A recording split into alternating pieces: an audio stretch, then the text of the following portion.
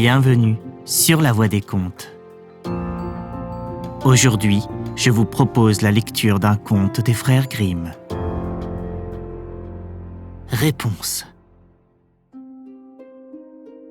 Il était une fois un mari et sa femme qui avaient depuis longtemps désiré avoir un enfant.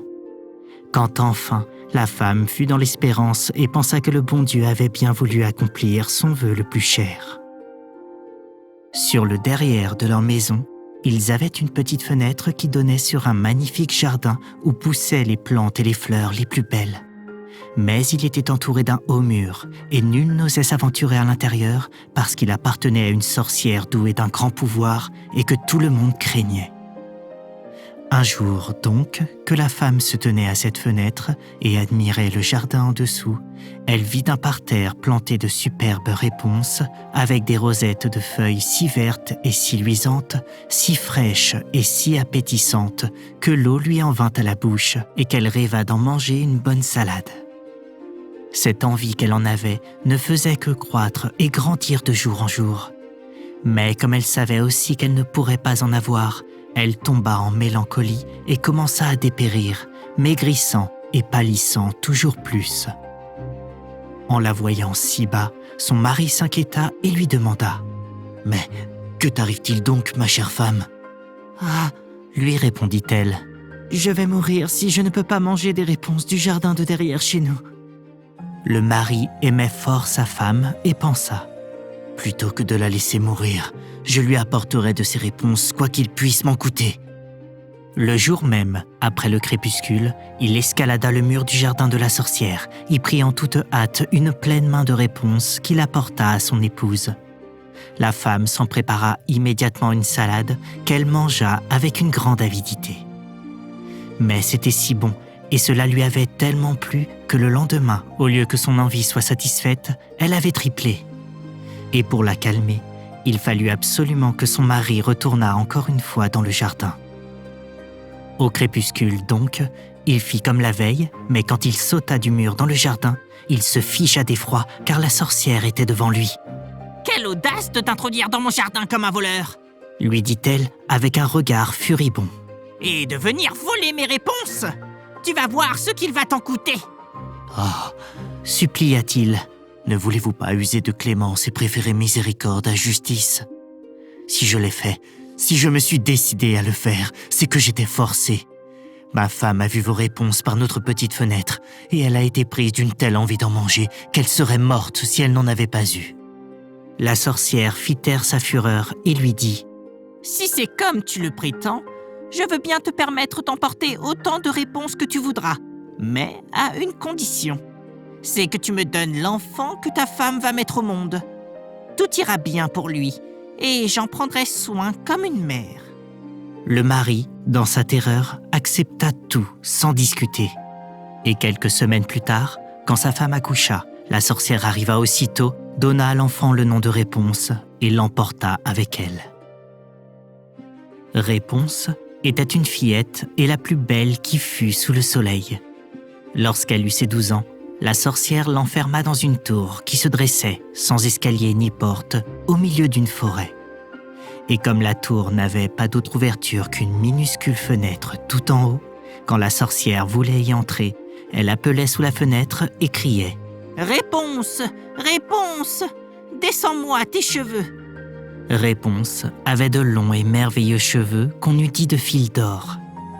En entendant la voix de la sorcière, elle défaisait sa coiffure, attachait le haut de ses nattes à un crochet de la fenêtre et les laissait se dérouler jusqu'en bas, à 20 aunes au-dessous, si bien que la sorcière pouvait se hisser et entrer. Quelques années plus tard, il advint qu'un fils de roi qui chevauchait dans la forêt passa près de la tour et entendit un chant si adorable qu'il s'arrêta pour écouter. C'était Réponse qui se distrayait de sa solitude en laissant filer sa délicieuse voix. Le fils de roi, qui voulait monter vers elle, chercha la porte de la tour et n'en trouva point. Il tourna bride et rentra chez lui. Mais le chant l'avait si fort bouleversé et ému dans son cœur qu'il ne pouvait plus laisser passer un jour sans chevaucher dans la forêt pour revenir à la tour et écouter. Il était là, un jour, caché derrière un arbre quand il vit arriver une sorcière qui l'entendit appeler sous la fenêtre. « Réponse, Réponse, descends-moi tes cheveux !» Alors, Réponse laissa se dérouler ses nattes et la sorcière grimpa. « Si c'est là l'escalier par lequel on monte, je veux aussi tenter ma chance, » se dit-il. Et le lendemain, quand il commença à faire sombre, il alla au pied de la tour et appela. « Réponse, Réponse, descends-moi tes cheveux !» Les nattes se déroulèrent aussitôt et le fils du roi monta. Sur le premier moment, Réponse fut très épouvantée en voyant qu'un homme était entré chez elle, un homme comme elle n'en avait jamais vu.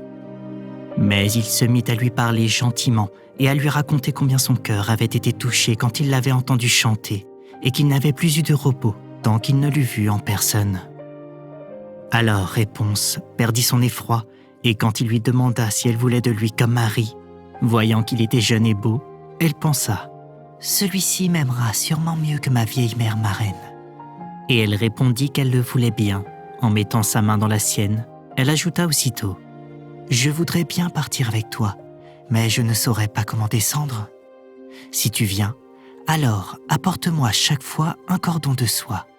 J'en ferai une échelle et quand elle sera finie, je descendrai et tu m'emporteras sur ton cheval. » Ils convinrent que d'ici là, il viendrait la voir tous les soirs, puisque pendant la journée venait la vieille.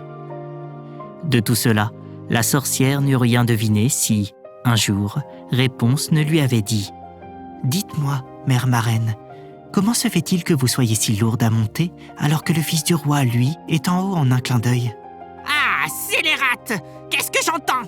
s'exclama la sorcière. « Moi qui croyais t'avoir isolé du monde entier, et tu m'as pourtant floué !» Dans la fureur de sa colère, elle empoigna les beaux cheveux de Réponse et les serra de sa main gauche en les tournant une fois ou deux, attrapa des ciseaux de sa main droite et cric-crac, les belles nattes tombaient par terre. Mais si impitoyable était sa cruauté, qu'elle s'en alla déposer Réponse dans une solitude désertique où elle l'abandonna à une existence misérable et pleine de détresse. Ce même jour encore, elle revint attacher solidement les nattes au crochet de la fenêtre et vers le soir, quand le fils de roi arriva et appela « Réponse, Réponse, descends-moi tes cheveux !» La sorcière laissa se dérouler les nattes jusqu'en bas. Le fils de roi y monta, mais ce ne fut pas sa bien-aimée Réponse qu'il trouva en haut. C'était la vieille sorcière qui le fixait d'un regard féroce et empoisonné. « ricana-t-elle. Tu viens chercher la dame de ton cœur, mais le bel oiseau n'est plus au nid et il ne chante plus. Le chat l'a emporté, comme il va maintenant te crever les yeux. Pour toi, Réponse est perdue, tu ne la verras jamais plus. » Déchiré de douleur et affolé de désespoir, le fils de roi sauta par la fenêtre du haut de la tour. Il ne se tua pas, mais s'il sauva sa vie, il perdit les yeux en tombant au milieu des épines. Et il erra, désormais aveugle, dans la forêt, se nourrissant de fruits sauvages et de racines, pleurant et se lamentant sans cesse sur la perte de sa femme bien-aimée. Le malheureux erra ainsi pendant quelques années, aveugle et misérable, jusqu'au jour que ses pas tâtonnants l'amenèrent dans la solitude, où Réponse vivait elle-même misérablement avec les 2 jumeaux qu'elle avait mis au monde, un garçon et une fille. Il avait entendu une voix qui lui sembla connaître, et tout en tâtonnant, il s'avança vers elle. Réponse le reconnut alors et lui sauta au cou en pleurant. 2 de ses larmes ayant touché ses yeux, le fils de roi recouvra complètement la vue. Et il ramena sa bien-aimée dans son royaume, où ils furent accueillis avec des transports de joie et vécurent heureux désormais, pendant de longues, longues années de bonheur.